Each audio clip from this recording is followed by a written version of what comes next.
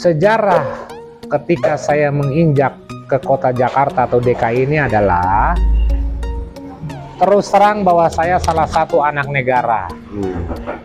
Yang artinya bahwa saya bisa masuk ke Jakarta ini karena Bapak Presiden Soeharto.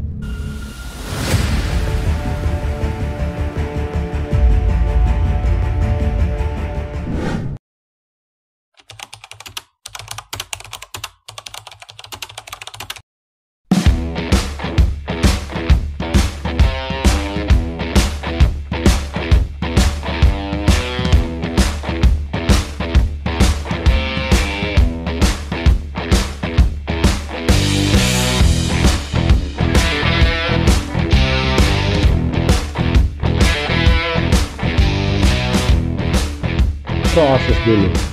Nah, ini hubungannya sama daerah Keramat sendiri nih Om. Kan di situ mungkin kalau daerah saya udah sama Muhammadiyah, sama 6KR. Zaman itu harmonis? Harmonis dulu. Yang saya tahu dulu kami hampir tidak pernah yang namanya ribut-ribut dengan KR-na. Tetanggaku idolaku kan sebenarnya. Iya, hampir tidak pernah ribut. Hampir tidak pernah ribut. Hanya dari tahun 90 ke sini kelihatannya ribut. Dan biasanya ribut dengan KR itu biasanya di depan Karolus. Depan Karolus. Depan Karolus itu biasanya. Lampu merah Karolus itu. Itu titik janjian ya? Nggak ada janjian dulu, titik rawan lah untuk bertemu. Betul, rawannya. Nah, cuman memang kelebihannya kami punya guru olahraga namanya Pak Wardoyo. Setiap kali jam keluar atau jam mau masuk, biasanya beliau ini selalu muter, ngontrol. Pak Wardoyo kalau nggak salah guru 6KR juga deh. Ya, guru olahraga. Guru olahraga. Nah, berhubung ngomong-ngomongin guru, Israelnya ada hubungan emosional sama Budut masalah guru sebenarnya? Menurut saya begitu, seharusnya begitu. Dan faktanya memang begitu. Karena gurunya yang di Sini Yosef, itu sebagian adalah gurunya Budut. Kepala sekolah kami yang bernama Pak Huta Soed pun, itu gurunya Budut. Pak Nababan itu gurunya Budut. Pak Si Hombing gurunya Budut juga. Tapi kenapa di 90-an jadi bentrok ya? Nah, ini yang kadang-kadang membuat kita tanya pelakunya besok Om. Ya, harus begitu tuh. Ini yang membuat pelakunya udah kita wawancara. Kenapa bisa bentrok sama Budut? Ya. Saya termasuk dulu akrab dengan ketua OSIS-nya. Budut. STM apa SMA? STM. Itu saya dulu akrab. Semenjak pemilihan lurah di Gedung Sumpah Pemuda Keramat itu saya terpilih, maka saya banyak mengenal ketua OSIS. Tadi dulu nih, lurah ini apa nih kapasitasnya? Kalau lurah itu kan lingkungan yang emang desa ya? Lurahnya sekolah apa kayak gimana nih? Lurahnya ini lurah untuk lingkungan sekolah yang berantem. Jadi isinya mayoritas anggotanya yang sekolah-sekolah suka berantem? Betul. Jadi kalau sekolah ini si A, si B berantem, ini lurahnya dipanggil untuk mempersatukan kembali. Dulu. Zaman dia udah ada loh, Sudah. Dan waktu itu resmi. Pemilihan itu resmi, karena apa resmi? Dihadiri oleh suku dinas, oleh Kapolres juga dihadiri. Jadi semua dari Koramil dan Dim juga mereka hadir menyaksikan. Jadi pembentukan itu adalah pembentukan yang resmi. Pembentukan resmi. Itu maksudnya pada saat disatukan itu gencatan senjata? Mengarahnya ke situ. Tapi enggak sebenarnya. Enggak. Tapi memang mengarahnya ke situ untuk mengurangi minimalisir lah ya. Minimalisir tawuran ini tadi. Seperti yang itu. damai mungkin pengurus OSISnya doang. Yang lain kagak kali ya? Ya, seharusnya ketika ada kegiatan seperti itu dan sudah terbentuk, harusnya ada sosialisasi. Kayak di kami ini kan ada sosialisasi. Betul lah, gitu loh. Tapi masih sekolah dia udah begitu nih. Kita yang alumni harusnya lebih tua nih, lebih ngakuin bahwa zaman dia sekolah. Kalau di Bonser tuh kebetulan ketuanya dari Bonset di FKPJ Haji Dede ya Om ya, kenal ya? Dede, ya seperti kenal. Itu harusnya sebenarnya. Dulu ketua OSIS itu. Iya, ketua OSIS Bonset. Ya, pernah bersinggungan masalah FKPJ kan sama Om ya. Pernah satu perjuangan lah Haji Dede. Saya kenal beliau. Saya kenal. Cuman emang FKPJ terus FAPI baru nih sekarang IKAP nih. Makanya Om baru tahu nih ada IKAP nih. Regenerasi dari FKPJ, FAPI, sekarang IKAP. Nanti kita kenalin dah ke pengurus-pengurus IKAP ya. Boleh. Memang sudah saatnya kita berkolaborasi harusnya. Betul. Sudah saatnya ini. Gitu. Om, ikoniknya sendiri Israel. Kalau zaman saya masih orang kenal Israel tuh Saint Yosef zaman saya. Cuman di 2000-an akhirnya berkembang kayak Fransiskus, Advent, itu semuanya Israel. Saya bilang, ada Israel 29, ada Israel ini. Oh, namanya Israel semua. Perkembangannya gimana menurut Tom nih? Kalau menurut saya begini, ini sebenarnya sejarah yang cukup membingungkan. Kalau kita merujuk dari awal bahwa Israel itu sebenarnya cuma hanya ada satu, itu adalah di sini Yosef itu. Tapi saya agak ralat dikit bahwa yang namanya Israel tidak berkaitan dengan soal bangsa, kebangsaan. Sebuah negara. Ya, tidak, ya, gitu. Nah, tapi saya hanya menganalisa begini, karena faktanya bahwa kita ambil contoh, Fransiskus Kampung Ambon, mereka menggunakan Israel 29, kan gitu. Nah, pertanyaan adalah, dari mana mereka bisa menggunakan nama Israel? Gitu loh. Tapi harus diakui bahwa yang sekolah di Fransiskus Kampung Ambon itu memang ada anak dari Panti Asuhan Vincentius. Ada anak dari Panti Asuhan Vincentius juga gitu. Satu. Yang kedua adalah yang namanya sekolah Fransiskus Kampung Ambon maupun yang di Kramat yang 65 sampingnya Polres itu kami satu bapak, satu rumah. Karena itu pemiliknya adalah OFM namanya. Ordonya para pastor, tapi namanya Ordo OFM. Jadi kemungkinan kaitan Israel tuh kaitannya di situ. Nah, karena satu rumah, satu bapak. Betul. Nah, kalau seperti misalnya contohnya gini, Advent menggunakan nama Israel, ini kita bingung. Karena sudah jauh berbeda. Udah jauh. Apalagi sekolah-sekolah yang lain. Kita apa Saverius gitu loh. Kalau Fransiskus masih masuk. Oh, Fransiskus masih masuk. Kita masih oke lah. Karena masih satu bapak lah. Fransiskus ini. Kalau sekolah-sekolah lain yang membingungkan kita itu, kok bisa menggunakan jalur nasabnya dari mana ya? Kan? Dari mana? Gitu. Cuman kalau yang saya lihat mungkin karena ikonik Israel ini besar, Om. Betul. Dan terus menerus sampai generasi sekarang masih dibicarakan tentang Israel. Jadi mereka akhirnya karena mungkin mereka nganggap satu bapak satu gimana, akhirnya namanya Israel menurut saya nih ya. Cuman akhirnya orang membingungkan Israelnya sendiri yang mana nih sebenarnya gitu kan. Bahwa Israel tuh masih ada, masih penerimaan muridnya juga masih luar biasa dari jurusan multimedia tadi dan dari daerah masing-masing dari timur, utara, selatan masih antusias lah siswa-siswa SMP untuk sekolah di sana. Israel itu ada di Kramat Raya 134. 134 tidak ada duanya. Widih. Kalau zaman Om Kramat Raya 134. Kalau 2000-an CR 134. 134 ya. Betul. Jadi meleset lagi tuh. Betul. Tapi CR itu kan sebenarnya singkatan. Iya. C-nya itu kan Kramat. R-nya Raya. Kramat Raya sebenarnya sama saja. Cuman pengejaannya gitu. Kalau nama yang asli kan K. Oke. Bukan C. Ini menarik dari daerah-daerah nih Om. Saya mengenal dari zaman sebelum saya mungkin sampai generasi sekarang, karena kan kebetulan kalau dari Kampung Sawah tuh Jeremias, Mario Jeremias. Yang orang Mayasari pindah Kampung Sawah, langsung Bonser, ternyata adanya juga di Saint Joseph, ya kan. Kampung Sawah ini mayoritas rata-rata sekolah di sana. Padahal hitungannya kalkulasinya sebenarnya dia orang luar Om ya. Betul. Orang luar. Dan emang dari zaman sudah begitu. Iya, betul. Jadi anak Kampung Sawah ini memang anak-anak dari luar. Anak-anak dari luar yang memang mereka sekolahnya itu ngelaju. PP, pulang pergi. Walaupun ada sebagian yang ya juga anak panti ya, tinggalnya di panti. Tapi lebih besar ke anak luarnya. Lebih ke anak luar. Ya, lebih ke anak luar. Mereka ngelaju. Tiap hari itu ngelaju. Dan emang armadanya ada ya, 49 ya. Ya. Dan armadanya ada nggak kampung yang kayak Kampung Sawah tuh di daerah selatan, utara, atau barat yang emang mayoritas penduduk pelajar SMP sono ke Israel, kayak di selatan Mestik ada. Taman Puring. Ya, itu ada. Utara banyak. Utara daerah mana? Utara itu ya Waraka. Rawabadak. Ya, hampir di sudut Tanjung Priok tuh ada anak yang memang sekolah di situ. Kalau barat?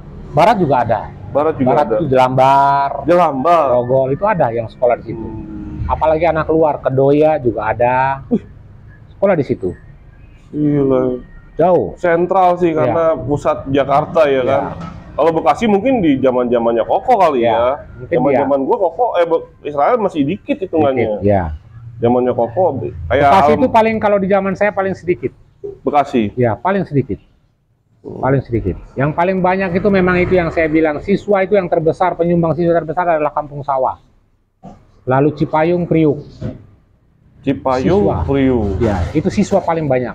Oke. Siswa paling banyak. Dan nggak semuanya orang timur ya sebenarnya? Tidak semua. Orang pribumi pun ada? Ya, ada. Orang Betawi maksudnya? Ya, agama lain pun ada. Yang agama lain pun ada? Ada, banyak juga. Yang Jadi, dari luar ya? Ya, gitu. Jadi tidak semata-mata bahwa karena nama sekolahnya sekolah Katolik, lalu yang sekolah adalah orang Katolik semua, itu tidak benar. Karena faktanya yang Muslim pun ada. Gitu loh. Yang hidup di asrama juga sama, yang Muslim pun ada. Nah, jadi kadang orang image-nya bahwa ketika dia masuk ke sekolah Katolik takutnya nanti dikristenkan. Padahal tidak. Tidak. Hanya karena dia sekolahnya di Katolik atau sekolah Kristen, ya aturannya dia harus ikutin aturan sekolah itu. Betul. Gitu loh. Karena beda sama sekolah negeri umum pada umumnya ya. Ya, betul. Ini kadang orang dulu salahnya di situ. Salah persepsi. Ya, padahal tidak. Karena lingkungannya begitu, takutnya seperti itu. Padahal sesungguhnya tidak bebas. Bebas. Anda tetap Muslim, ya pertahankan Muslimnya. Tapi ikuti peraturan. Ikutin peraturan. Karena rata-rata yang namanya sekolah Kristen Katolik itu lebih mengutamakan kedisiplinan. Betul. Itu lebih fokus. Dia lebih baik ke disiplin dulu baru ke otak. Daripada dia ke otak tapi disiplinnya tidak ada, ini akan repot. Maka dia selalu dihantamnya di disiplin. Itu makanya apa? Sekolah Katolik faktanya bahwa banyak orang Muslim yang sekolah di Katolik. Karena yang dikejar itu tadi disiplin. Semua serba diatur oleh aturan. Banyak kan sih kayak ponakan sendiri BPSK. Ya hampir berapa generasi BPSK ada kakak saya, ponakan saya. Ya mungkin itu ya. Ya, disiplinnya mereka. Itu. Ini yang menarik nih, ternyata generasi 80-an sekolah-sekolah di pusat banyak yang emang ya dalam artian anak-anak penjabat yang gue denger nih sekolah di, ya mungkin ada anak-anak keluarga Cendana di SMA Penerbangan kita dengar, atau di SMA 1 ya kan. Nah ternyata Saint Joseph ini jadi salah satu pilihan dari keluarga Cendana juga nih. Ya, ada yang pernah? Ada. Itu temen seangkatan? Adik kelas saya. Adik kelas? Ya, adik anaknya kelas siapa saya tuh? 2 tahun. Jadi saya kelas 3, dia kelas 1. Oke. Anaknya siapa? Anaknya Mbak Titi. Mbak Titi berarti ya. Prabowo? Ya. Pokoknya anaknya orang Cendana lah itu. Cucunya ya, sebenarnya cucu. Dan pengusaha-pengusaha yang lumayan di Jakarta juga pada di sekolah di situ? Iya. Banyak dulu anak-anak orang kaya banyak yang sekolah di situ. Ya salah satunya yang sekarang punya pabrik kerupuk, punya karoseri di Bekasi. Itu dulu saya OSIS, dia wakil saya. Nah, keuntungannya sebagai pengurus dan ketua OSIS dengan anak-anak seperti itu, keuntungannya di OSIS ada gak Om? Kalau kita cerita soal keuntungan, karena prosesnya belajar, bagi saya adalah keuntungannya besar sekali. Apa nih? Karena satu, kegiatan mungkin kalau kita kan kalau acara butuh sponsor. Betul. Kalau di zaman Om itu sudah merasakan? Sama, kita merasakan. Dari orang-orang itu? Betul. Faktanya bahwa ketika kita pertandingan olahraga, kita tidak memerlukan yang lain. Artinya saya dana dari sekolah juga nggak perlu sebenarnya? Saya tidak perlu. Karena dari tim sekolah sendiri, anak-anaknya sudah bisa kita andalkan untuk mengadakan kegiatan, apalagi berhubungan dengan dana. Betul. Makanya kalau kami bertanding keluar, kami tidak pernah minta uang ke sekolah. Pak, minta uang untuk transport, tidak. Tapi kami pastikan bahwa dana OSIS kami ada. Adanya dari mana? Ya dari anggota ini. Ya, dari anggota. Dari anak-anak itu. Betul. Dan mereka responnya bagus ya terhadap kegiatan-kegiatan itu. Bagus. Satu fakta bahwa ketika saya lulus, saya punya dana 87 juta. Dana untuk regenerasi OSIS? Betul. Dan dana itu bukan dari sekolah. Itu regenerasi dari angkatan Om sampai ke bawah-bawahnya? Ya. Itu jadi dana itu saya kumpulkan dari kelas 1 sampai dengan kelas 3 dapat 87. Itulah yang saya serahkan sekolah ketika saya lulus. Itu digunakan untuk kegiatan OSIS? OSIS. Murni untuk OSIS. Jadi kita tidak membebani sekolah. Itu dulu. Oke. Nah, kalau yang bangun STM itu ceritanya gimana, Tom? Saya dengar dari uang itu akhirnya berkembang atau gimana? Jadi kalau STM itu kami malam dana. Malam dana? Ya. Jadi pentas seni namanya. Oke, tahun pentas berapa? Seni. Itu kurang lebih 87-an. 87 ya. Itu tahun berapa? Tahun 87. STM itu berdirinya 89. 89. 89 itu diresmikan. Saya masih ada foto-fotonya. Itu. Jadi termasuk saya juga. Malam dananya 87. Ya. Berarti masih sekolah dong? Kita masih sekolah. Oh. Waktu mengambil dana di tim, waktu itu saya langsung ditemanin oleh pimpinan panti namanya Patra Aloysius OFM. Itu kami sendiri yang mengambil ke tim. Terus ulang tahun pertama. Tim itu apa? Taman Ismail Marzuki. Terus kami mendapat sumbangan juga bantuan dana dari 1 tahun ulang tahunnya Bogasari Flowers Mill. Itu saya juga yang datang untuk mengambil di Balai Sidang Senayan dengan pengasuh juga. Jadi akhirnya terbangunlah gedung itu. Dananya boleh tahu berapa waktu itu? 1,8 dapatnya. Di tahun segitu? Ya. Anjir. STM itu habisnya 1,4. Kumpulin dananya itu 1,4, sedangkan butuh anggaran 1,8. Ya. Jadi membantunya 1,4. Jadi kami sebenarnya tidak tahu bahwa sekolah itu dibangun membutuhkan dana berapa. Oh, nggak tahu. Nah. Cuma ngumpulin dana Ya, gitu. makanya kami tugasnya adalah mencari dana, membantu sekolah, membantu panti mencarikan dana untuk bagaimana bisa punya sekolah sendiri, tidak menumpang pada SMP. Karena lahannya Saint Joseph pun luas. Berapa hektar? Betul. Kurang lebih 3 hektaran. 3 hektar. Ya. 3 hektaran. Oh. Maka tahun 89 adik-adik kelas sudah bisa Menggunakan gedung sendiri. Sementara kami yang kelas 3 lulusan itu hanya menempati 3 hari. Duduk di bangku gedung baru itu hanya 3 hari, yaitu untuk ujian dulu Eptanas ya. Namanya Iya, Eptanas dulu. Eptanas. Nah, itu hanya 3 hari itu toh. Setelah itu tendang, pindah. Itu dulu. Yang ngumpulin dananya 3 hari, 3 hari toh kami. Lu songong ya, awas ya anak-anak yang generasi sekarang apalagi. Ini salah satu di pelopor ngumpulin dana Ya. untuk bangun STM. Dulu. Dia ngelakuin cuma 3 hari, bayangin loh. Gimana nggak enak tau gak lo? Dengan, wah, gue dari luar aja udah kelihatan tuh gedung STM keren lah, gitu kan. Sampai sekarang ya, nggak terlalu banyak pemugaran juga, Om ya? Enggak. Karena emang udah bagus bangunnya ya.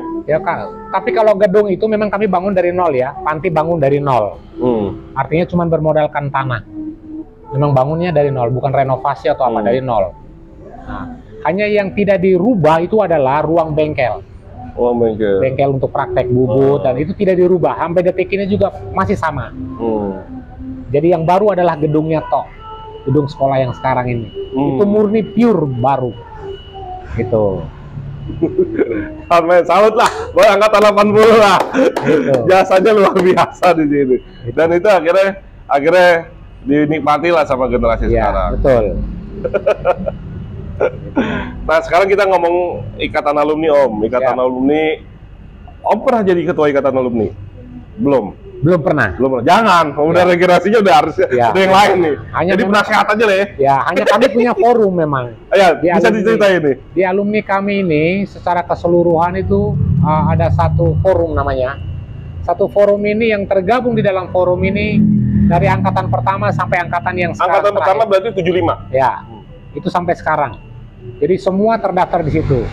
Tapi kami boleh bangga kenapa? Selain yang masih sampai detik ini masih bernafas, yang sudah mendahului pun terdaftar di situ.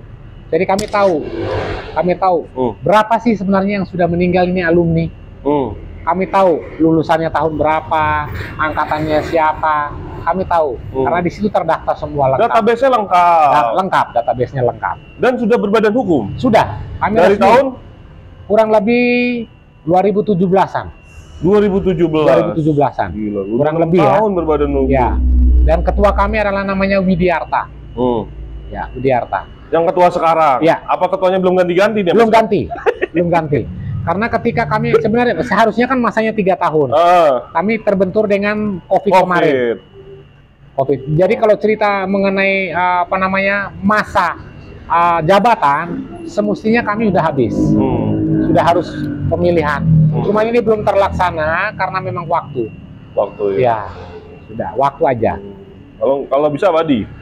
Ya, kami semua maunya memang diganti supaya yang muda bisa regenerasi ya. eksis lah yang muda. Karena kan yang muda itu yang berkreasi, tapi bukan yang konflik ya. Ya. Yang bukan ego di atas kepala yang muda. Betul. Ya, betul. Betul. Luar biasa dah pokoknya dah. Dari ketua OSIS sekarang masih ini salah satu ikon juga nih yang mungkin semua alumni Saint Joseph orang nggak ada yang nggak kenal dia, semua kenal dia karena dia dari segala usia infonya sih masuk ya. Adik-adik kelas pun kita masuk. Karena dia orangnya legowo, supel, dan nggak pernah menundukkan ego di atas kepala. Ya, betul. Dan nggak harus juga yang tua harus didatengin, Om. Ya, tidak harus. Kita masih bisa mendatangi orang, itu satu pahala. Datangin. Tidak perlu harus menunggu orang datang ke kita, nggak perlu. Harus. Seneng nih gue ketemu orang kayak dia nih. Ya kan, dia jadi awet muda kayak gue jadi kayak umur dia. Amin. Betul. Gitu.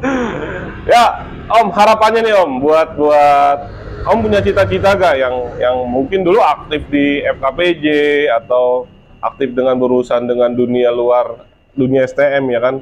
Passionnya Om saya lihat ke situ tuh kan. Ada harapan dan cita-cita gak buat komunitas STM di Jakarta dan dunia STM, minimal dari Israel sendiri, ada gak yang mau disampaikan? Saya hanya dari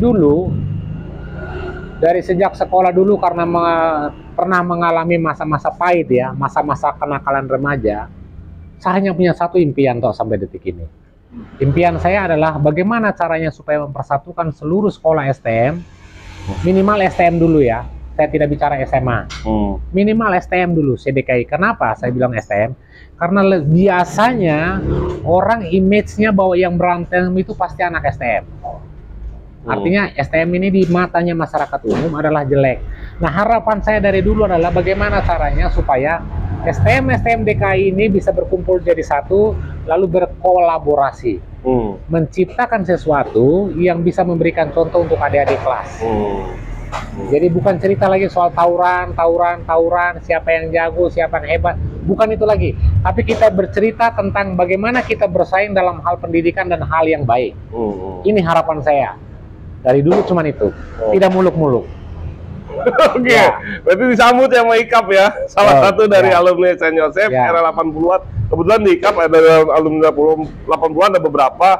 Yang saya tahu mah ketua forum dinas alumni penerbangan alumni 87 ada di IKAP juga. Siap. Nanti Om bisa kita kenalin sama, kebetulan kita dari media IKAP juga Om. Siap. Jadi bisa silaturahmi. Yang di dalam sih baru Koko aja sih yang aktif. Siap. Kalau Jawir mungkin kurang aktif, lebih ke abang ya. Iya. Tapi nanti suatu hari Om kita nih sama ketua alumninya Saint Joseph, kita diperbolehkan untuk istilahnya main lah, sowan silaturahmi lah. Amin. Boleh. Saint Joseph. Boleh. Untuk biar tahu nih kepengurusan dari ketua ikatan alumni Saint Joseph, atau saya kira touring nih ya kan. Pengen tahu Saint Joseph seperti apa. Yang orang-orang tahu tuh sekolah Saint Joseph, dalam arti istilahnya hal-hal yang negatif ya, yang dilakukan di jalur, bahwa di sekolahnya tuh bentuknya seperti ini, dan emang alumni-alumni Saint Joseph ini tersebar di seluruh dunia Om ya? Betul. Karena kan mayoritas sebenarnya kalau regenerasinya banyak kan orang timur Om ya? Iya, betul. Sekian baru orang Betawinya ya kan? Betul. Jadi sesuai dengan job dan kemampuannya masing-masing, akhirnya tersebar ke seluruh dunia. Betul. Dan kegiatannya sampai sekarang masih rutin yang dilakukannya? Ya, masih rutin. Apa kegiatan rutin yang emang jadi agenda dari pengurusan ikatan alumni? Kalau kami ini sampai detik ini masih tetap menjalinkan hubungan erat dengan pihak sekolah. Artinya yang bisa kami lakukan dalam hal seperti mempromosikan sekolah supaya orang bisa masuk mendaftar, lalu membuat kegiatan-kegiatan seperti bidang olahraga. Itu yang sekarang sampai detik ini kami lakukan. Maka dalam hal ini saya sebenarnya juga ingin berpesan kepada para alumni. Saya ingin berpesan pada para alumni, siapapun Anda, apapun jabatan Anda, kita bersyukur kalau Anda punya jabatan tinggi, tapi satu hal, jangan lupakan asal sekolahmu. Luar biasa. Gila Om Alpon tagline-nya. Betul. Jangan lupakan asal sekolahmu. Betul. Anda bisa jadi pejabat karena itu sekolahmu yang sebagai perantara, yang menciptakan Anda sebagai pejabat. Betul. Tanpa sekolah itu Anda tidak akan jadi apa-apa. Luar biasa. Jadi jangan lupakan sekolahmu. Luar biasa Om Alpon. Om Alpon, makasih nih. Siap. Senang berpodcast dengan Om Alpon nih. Ya pokoknya gambarannya Om Alpon nih salah satu orang yang gue bilang awet muda ya, yang usianya 50 lebih tapi memorinya masih kenceng dan interaksinya juga bagus.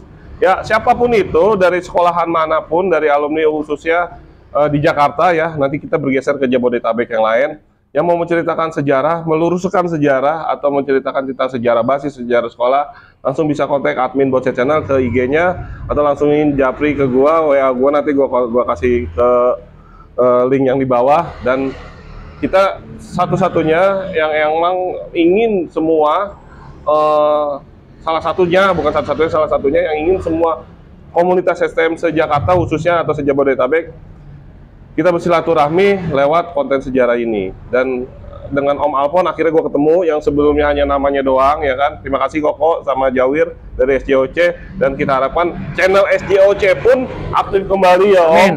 Apapun konsepnya, kita sama-sama bersilaturahmi lewat dunia maya, khususnya dari YouTube dan media sosial. Sekian dari gue, dari Bonser, dan Om Alfon dari alumni STM Saint Joseph atau Israel Satya 134. Mohon pamit. Assalamualaikum, selamat siang, salam sejahtera.